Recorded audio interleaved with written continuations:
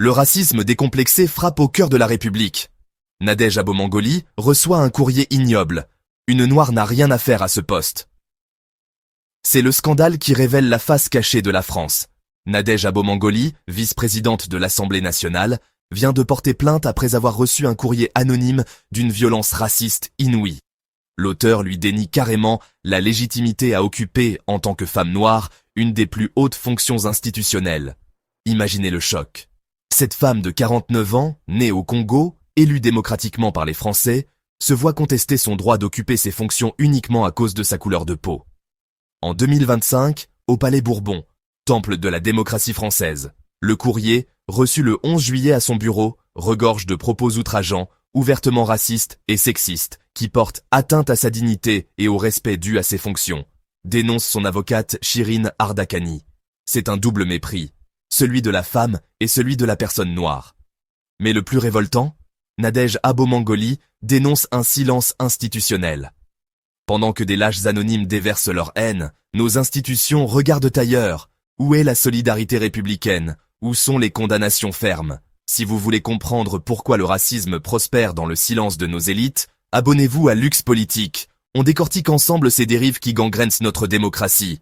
Cette attaque n'est pas isolée. Comme le rappelle son avocate, plusieurs députés de toute sensibilité ont fait l'objet de tels agissements ces derniers mois.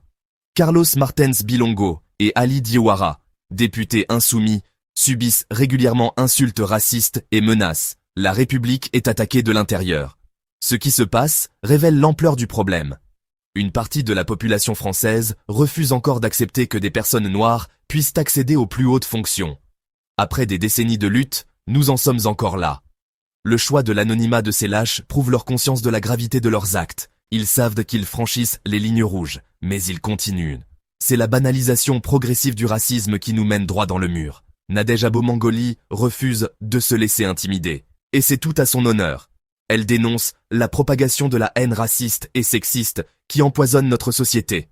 Mais elle ne devrait pas avoir à se battre seule. Cette affaire révèle aussi l'hypocrisie de ceux qui prétendent se défendre les valeurs républicaines.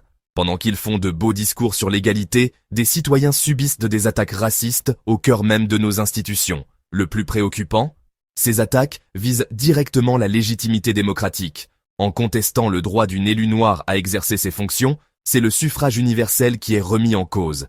C'est la démocratie française qui est attaquée.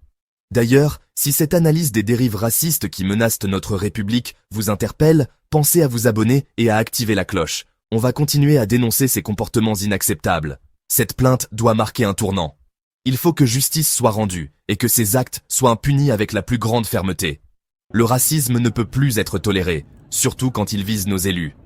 Mais au-delà des sanctions, c'est tout un travail d'éducation qui doit être mené pour que la France respecte enfin ses propres valeurs. Car derrière ces courriers anonymes se cache une réalité bien plus large. Le racisme ordinaire qui gangrène encore notre société.